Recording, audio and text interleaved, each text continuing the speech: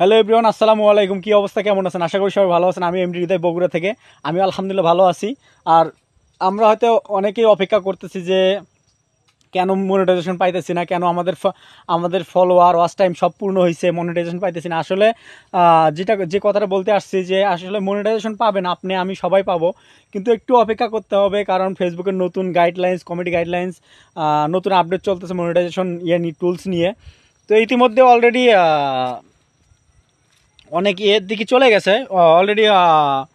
আপনার কিছু কিছু সম্ভব লোক মনিটাইজেশন পাইছে, কিন্তু এখনও ফুল দেয় নাই। তো ইনশাল্লাহ 2025-এর প্রথম থেকে ইনশাল্লাহ সবাই মনিটাইজেশন পাবেন। আপনারা অবশ্যই আপনাদের পেজগুলো চেক করবেন যে আপনাদের পেজে কোনো ভায়োলেশন, কোনো ইস্যু, কোনো স্ট্রাইক বা এমন কোনো কিছুই আছে কি না। এগুলো যদি ফ্রেশ থাকে, আপনার পেজ রেকমেন্ডেশন যদি ঠিক থাকে, অবশ্যই আপনি মনিটাইজেশন পাবেন। হয়তো এই কয়টা দিন অপেক্ষা করতে হবে। আজকে 19 তারিখ,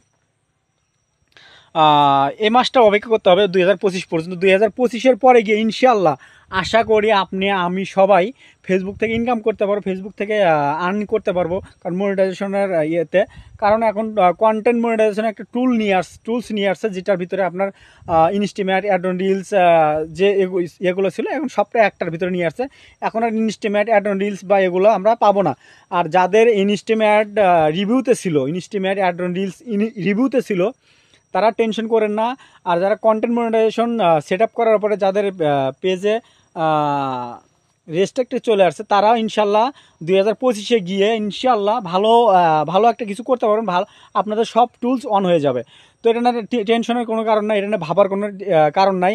আপনারা ভালো ভিডিও দেন, ভালো কন্টেন্ট দেন, ভালো কিছু দেন, ইনশাল্লাহ আপনারা আর্ন করতে পারবেন। কিন্তু পেজ স্ট্যাটাস, পেজ রিকমেন্ডেশন এগুলো ঠিক থাকতে হবে। এগুলো আপনার ঠিক থাকতে হবে। এগুলোতে কোনো ইস্যু থাকা যাবে না, কোনো স্ট্রাইক থাকা যাবে না, কোনো থাকা। আপনার পেজ স্ট্যাটাস বা পেজ রিকমেন্ডেশন এটা দিনের ভিতরে 4-5 বার করে চেক করবেন যে আপনাদের যদি কোনো ভিডিওতে ইস্যু আসে থাকে, তো ওইটা আপনার চেক করার মাধ্যমে আপনি দেখতে পাবেন যে কোন ভিডিওটা, তো এটা সঙ্গে সঙ্গে ডিলিট করে দিলে সব সমস্যার সমাধান হয়ে যাবে। কিন্তু এটা যদি আপনি 24 ঘন্টার মধ্যে যদি ডিলিট না করেন, এটা একটা বড় স্ট্রাইকে একটা হয়ে যাবে। তো আপনারা অবশ্যই পেজগুলো ঠিক রাখার চেষ্টা করবেন। পেজে ভালো ভিডিও দেওয়ার চেষ্টা করবেন, কোয়ালিটিফুল ভিডিও দেওয়ার চেষ্টা করবেন। সবসময় এমন কিছু করেন না পেজে যে ভিডিওগুলোতে আপনার সমস্যা হয় বা আপনারা অন্য কোনো সমস্যার সম্মুখীন হন, এমন কিছু ভিডিও দিয়েন না।